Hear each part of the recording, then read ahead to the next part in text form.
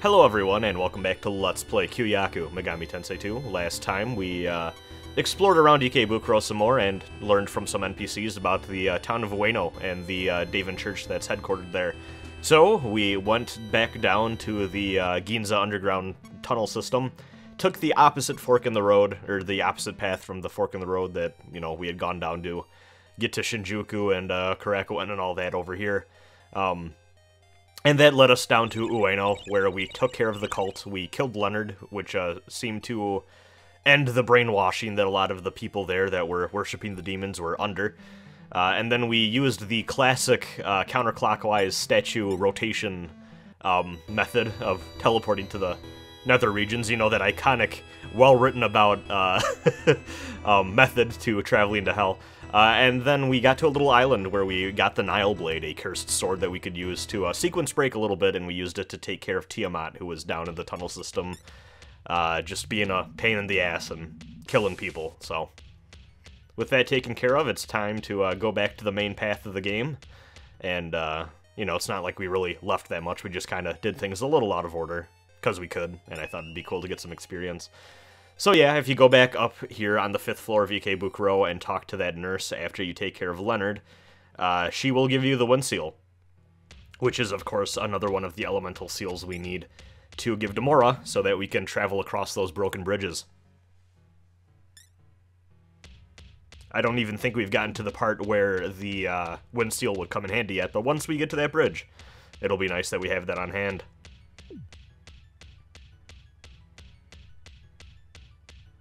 And now, I believe I'm heading, yeah, all the way back here.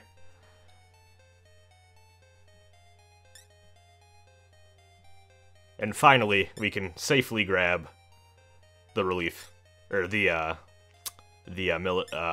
Mercury pillar, I can't speak, from the lion relief. So yeah, there we go. That's another pillar behind us. I can't remember, I lost track of how many we have by now, but we got a pretty substantial number of them. So that's good. Making progress. Right off the top of my head, I can think of at least 3 more that we need. So I think we have 4 at this point. We might have 3. There might be a 4th that we don't have that I'm misremembering, but whatever. I know I've talked about this before, but I really appreciate that the first part of this game kind of feels like a fun little scavenger hunt where you go around the world and you pick up on leads and you go to investigate and you try to figure out where all these pillars are, how to get to them. And they all kind of have their own unique challenges, and they don't always, you know, revolve around a boss battle, which is pretty cool too. A lot of them do, granted, but, you know.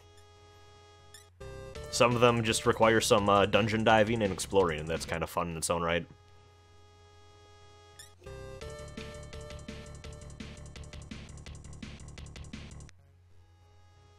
So we made our way back down to the tunnel system, you may have noticed here, and something you may have remembered was we could not get through this barrier here that's guarding Pazuzu's lair. But now that we got Bael's Claw, which we got a few episodes back from Mammon at Mammon's Gate, yeah, now we can break right in, broke in through the basement, and yeah, we're just going to infiltrate this place. There are several places in Shinjuku that are covered by a barrier.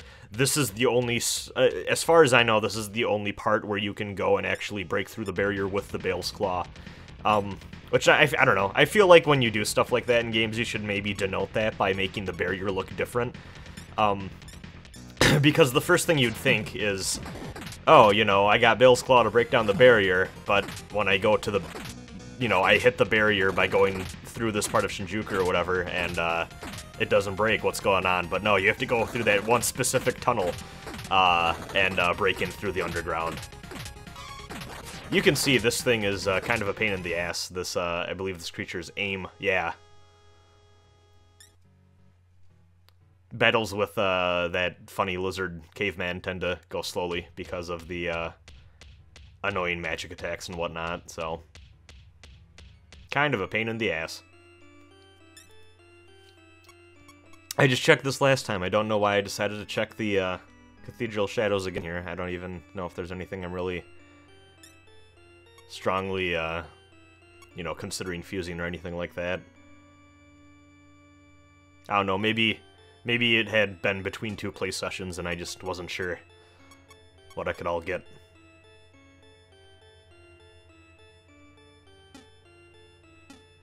Yeah, enough of that.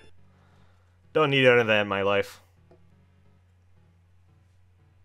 But yeah, as you can kind of see now that we're in the part of Shinjuku that was protected by the barrier, there's actually like a full town area down here. There's Cathedral of Shadows, there's shops, there's pretty sure there's a healer in there too if I'm remembering correctly. But yeah, it's a full-fledged full new area for us to explore. This point in the game is also where we're gonna need to start upgrading our armor again soon. So there is actually something important to keep in mind.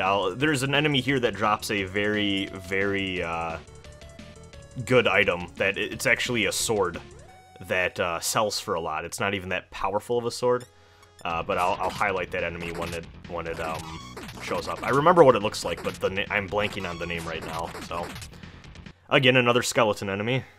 Always gotta get your skeletons in there.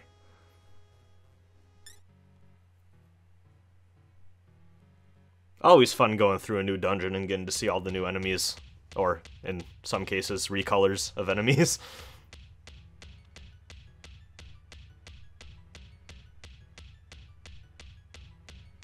And yeah, this place's layout is definitely a bit more complex than what we have seen up to this point. Especially this, I don't know, I feel like a lot of these games do this actually, where like the base floors have a bunch of shit going on or complex, and then the further you go up, they get simpler, at least a fair amount. Especially, I think it's a lot of the times in these early Megami Tensei games, it's because of, you know, they tend to put the shops and stuff, because sometimes these dungeons need to double up as towns, basically, too. And a lot of the time, they put all of that stuff in a needlessly complex layout in the first floor, or second floor in this game's case. Or actually, no, it was the first floor, we just went up a floor, I believe. Oh wait, no, we didn't. We went back down already.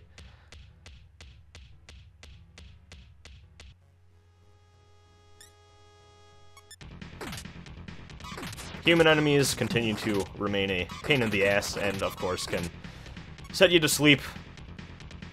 Yeah, let's just get out of there. Not worth it. What a pain in the ass. Heal everyone back up to, maybe not full, but good enough to keep going.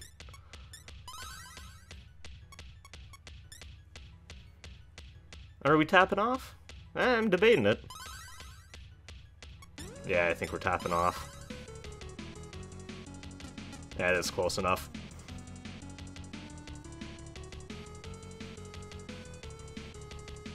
Sometimes it's better to save the healing for when you really need it.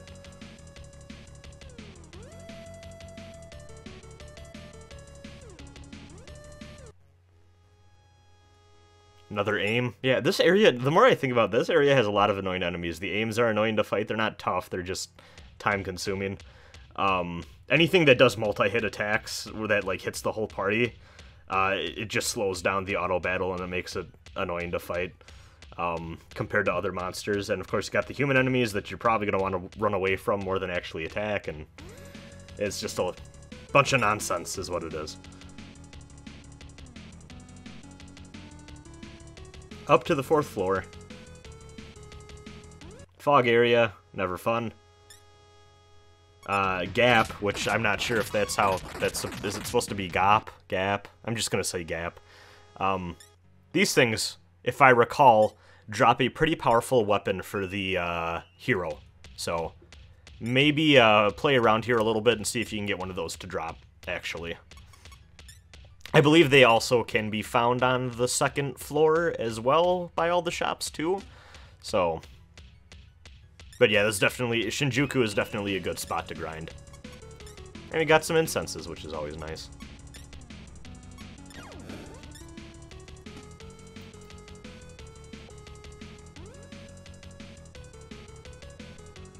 Navigated that fog area like a pro.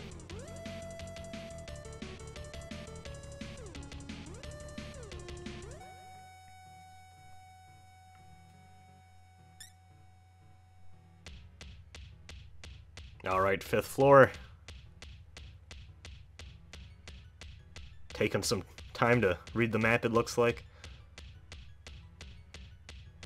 You know, I guess it makes sense for Pazuzu to have a pretty substantial dungeon for this point in the game, considering he is a, you know, one of the more plot-important beings so far that we've encountered.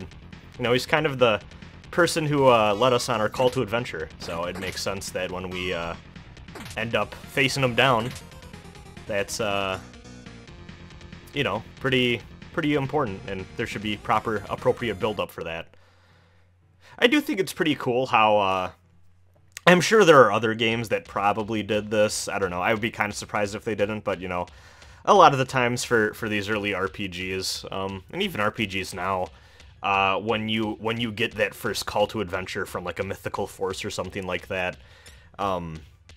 usually they're like a trusted entity, or one that, you know, you can kind of put stock into, and they're acting for the greater good or whatever. But I do like that this game throws the curveball at you pretty early on, where you get confronted by a human who seems to have the best of intentions, and also be careful where you walk here, because there's a lot of pitfalls, and that they'll send you back down to earlier floors, which is annoying, and you don't want to deal with that. But yeah, I do like that the game throws the curveball and makes you rethink, like, hey, maybe the person who said that you were a messiah maybe did not have your best interest or humanity's best interest at heart, and you should maybe just go your own separate way, and we can work towards saving the world in a way that actually isn't aiding demons. I think that's pretty cool that this game does that for you. And speaking of that call to adventure, here is our old pal, now in his cool Super Saiyan 3 state. I think is the only thing I could call this. And he's still bought into it. I'm sure that's gonna go well for him. Nope. I've done nothing but sit on my ass the entire last 5 or so episodes, buddy. Oh hey, and look, it's our old dog friend. Well, I guess it can't be helped. Let's just take him down. Yeah. It's okay. I'm sure we're well equipped to deal with this guy. Yeah. See ya, Orthros. Remember when people were afraid of you? That was good times. And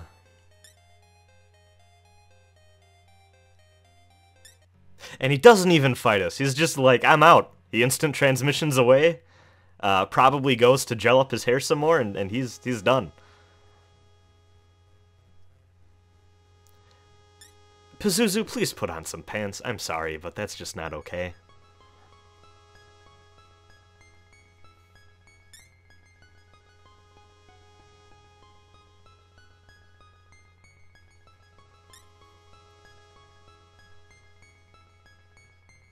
Well, I'll like to see you try, buddy. So yeah, we have our... I feel like this is the end of Arc 1 of this game. You know, this feels like a pretty monumental moment. We're finally facing down one of the 2 big demonic players in the, I guess, the political landscape of the human world. And, oof, yeah. Packs a punch. Eligor wasn't, of course, the strongest of demons. I think actually he's... I can't remember what level Eligor is. I think he's level 19, and at this point we're like level 35, 36, something like that. But it's okay, we have Atlas and Naga, and they still remain good all this way into the game. So, we got those 2 a few episodes ago, and they're still holding out strong. I think by this point, though, we've surpassed them in levels, so... Atlas especially, I believe, is going to start falling behind in a little bit here, but... we can still go quite a ways before we need to worry too much about fusing. Yeah, I trust in these 4 being all we really need to take Pazuzu down. I don't know why I keep going for the gun here. Not sure if that was the best idea with Asuka. Maybe I thought that it would do more damage even with mediocre damage output that she's doing right now.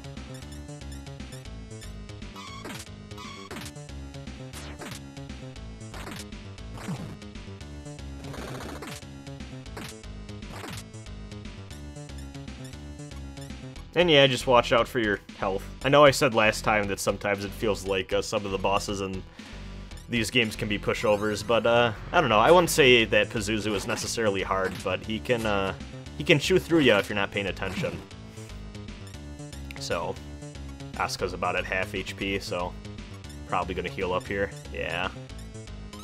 Playing it safe is a big part of succeeding in these boss fights.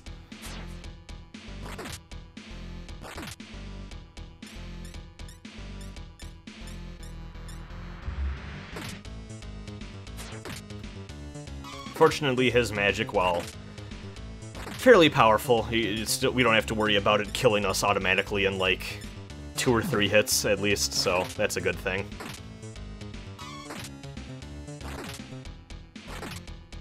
It's more so the spread of damage that's annoying to deal with for some of these fights than the individual attacks in a lot of cases, because, you know, you can heal up an individual attack in one round with a jewel or powerful healing spell like Diyama, but because this game lacks a lot of really good solutions for group healing, sometimes just the whittling away because of the multi-target attacks can be more frustrating to deal with, because you run into situations like this where it's like, I want to heal everyone, kinda, but I gotta kind of pick and choose who I'm healing here. So yeah, then you run into situations like this where you chose someone to heal, and then other person who you wanted to heal but couldn't is in a bad spot, and low on HP, but I was able to heal Takuma before Pazuzu got an attack in, thankfully. So he's getting close to the end.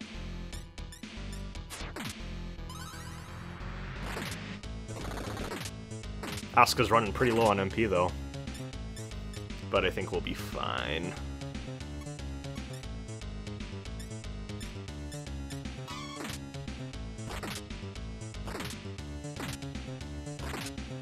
Stop hitting Takuma, that's not nice. Just because he's the one dealing the most damage, it's not fair that you single him out, Pazuzu.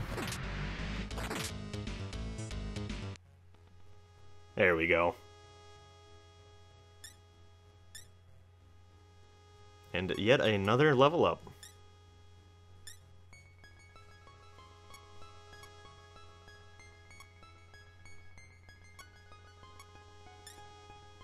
Two level ups for Asuka.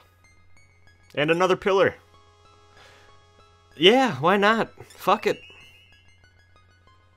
Just put that in the backpack and hope no one looks in there and wants a granola bar and asks us questions about it. Completely normal thing to take with you.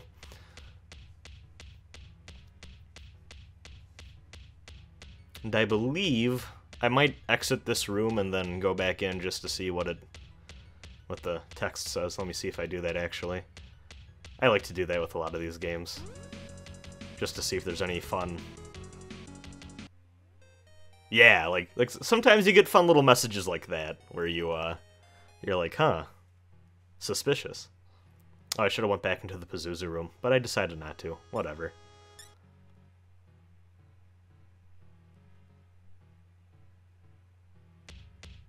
I'm surprised I'm not just warping out of here. Was there something here I wanted? I actually don't know.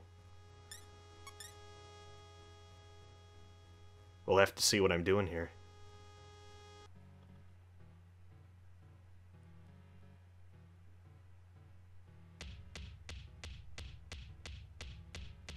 Oh yeah, I didn't really need to because the elevator is right there. And now also the barriers in the town of Shinjuku that were blocking us from entering the most of the interior is they're all gone now, so we can just roam about it like a normal area in the game, not having to worry about going through from the underground.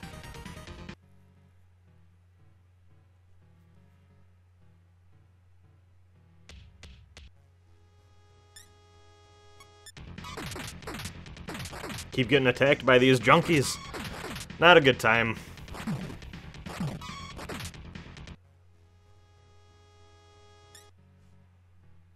Also, I don't know, just kind of feel like naming the punk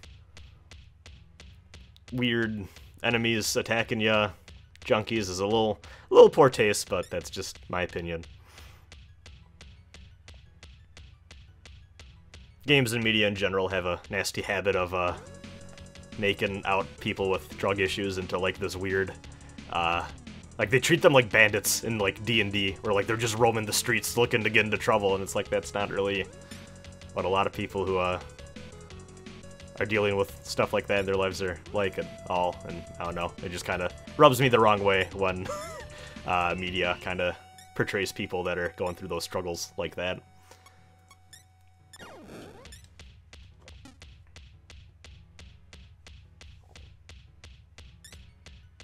This place is full of incenses, though, too. So yeah, we got another strength incense. I believe we're getting pretty close. I don't know how close we are to getting Takuma up to max strength, though, actually, but definitely making progress, and that's definitely going to make all of those excellent multi-hit swords more and more useful. This is it, Sargetanus, I believe. I couldn't read it fast enough because I was talking. This thing has the potential of dropping I believe it's called the Crystal Sword. It's a pretty rare drop, and also it's kind of a rare encounter too. But if you want to, I do think that it's not the worst idea in the world to grind around this area looking for Sargetanuses, whatever the plural is of that, and just try to get a couple of crystal swords, because if you can manage to do that, you can sell each of them for like 10,000 Maka a pop, which is excellent. It definitely beats just running around trying to fight demons and, you know, trying to grind up for a new set of armor and weapons and stuff that way. So these guys are terrible. I'm curious to see how this encounter goes down, because if I recall, of all the enemies in... oh, well, I'm trying to escape already. Yeah, these human enemies, specifically the heavy metal ones, always attack in huge groups like this for some fucking reason. Always love to spam that sleep song spell. I know I've talked a lot about how annoying the human enemies are in this game with putting you to sleep and all that, but the heavy metal ones are the ones that always stuck out to me as the absolute worst. And I think they wouldn't be that bad if they came in shorter, or not shorter, but smaller groups, but for some reason the game really likes to give you like a bajillion of them at once. It's weird. I don't know. They're just not worth it. There are a lot of enemy mobs in this game that are just not worth it to fight. You just hit that escape button and say, I'm getting the fuck out of here.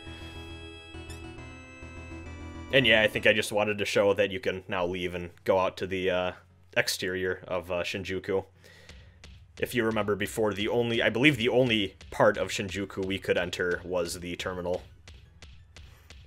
Which, at least it's nice that they let you do that in case you wanted to warp there and walk around and stuff. It would have been annoying if that was locked behind the barrier as well. I don't know why you're singing about your friend getting eaten, but, you know, whatever suits you, lady. Have a good one.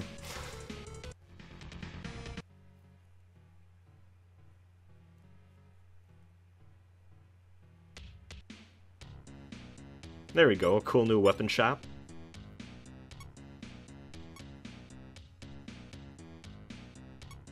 I love Dragon automatic teller machines. Just shoot out money at the enemy.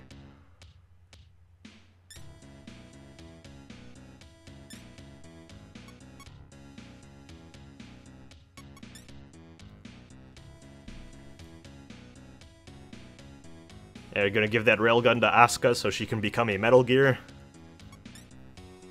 Sell that old one. Yeah, that ray gun needed to go. That thing has been not very useful for a while now. So I don't know why I didn't sell that bronze sword. I really should have cleaned up took the opportunity to clean up my inventory there. I just didn't think to do it, I think. Just wanted to sell the ray gun and get out.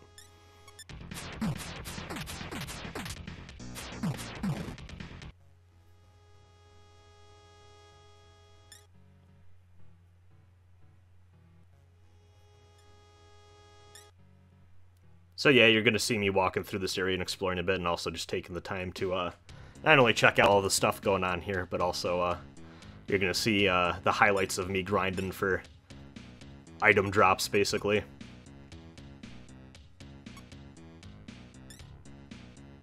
And this actually, I think, is a good time, if you got the cash to spare too.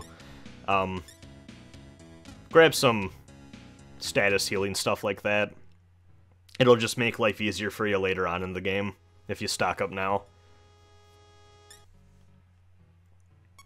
Yeah, this is definitely a point in the game where, I know I've talked a little bit about sometimes this game can be very start and stop. This is definitely a pretty hard stop. I think it's a good point to kind of stop, take the time to get some better gear, and just focus on growing your characters a bit before you go too far forward. No crystal sword drop again, unfortunately. Kind of a pain.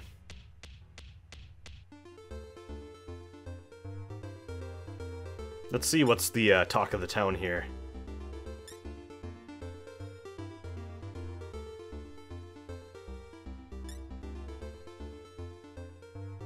Uh-oh.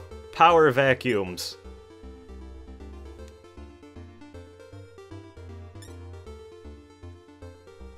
Yeah, I also agree that Eternal War is the best possible status quo. Okay, dude.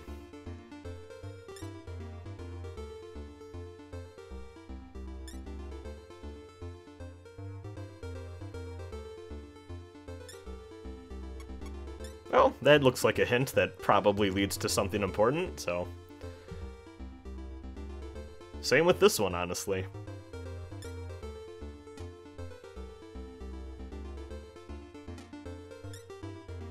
I love bar rumors. You know, I was talking a little bit about it earlier, and also just kind of dunking on that guy for, Well, let me talk about Rag Shop first. So, we can go trade some gems here. Go ahead and get yourself a core shield here. You're gonna want it. Actually, yeah, I forgot we got 2 emeralds, so we can get ourselves 2 core shields, which is going to be wonderful. And then I'm also going to get an emergency exit, just in case we are in a spot where we can't escape, either because Asuka's dead or out of MP or something, we can't use Triasto. And yeah, just make sure you pick up some core shields, is what I'll say. If you've been following the LP, you know where those emeralds are, and you can go grab them. But yeah, as I was saying, I do think that it is pretty cool how this game has a pretty good grasp on its own... I don't know if I'd say its own, like... Yeah, I guess I'd say its own factional, like, power struggles and the power balance of the world, and how Pazuzu... first, you know, I talked about how I thought it was cool that the game sets you up to believe that he's this, like, believable force of justice or whatever, and then immediately undermines that, but... I also, at the same time, also enjoy how, and also look at how fucking expensive this armor is. We got some grinding to do. Yay. I love that the game manages to, eventually re-show you that conflict, between Pazuzu and Bael. Is like, oh, Pazuzu was trying to pull a fast one on you and, call you a messiah so that you two would help him in his war against Bael so that he could take over humanity. Good shit. Love that shit. I still think it is a little bizarre that Pazuzu's working for God in this game, or at least is claiming to. Maybe he's not. I don't know. I think he probably is. I don't remember if they confirmed that or not, but I'm assuming that that's true, but whatever. I'll see you next time.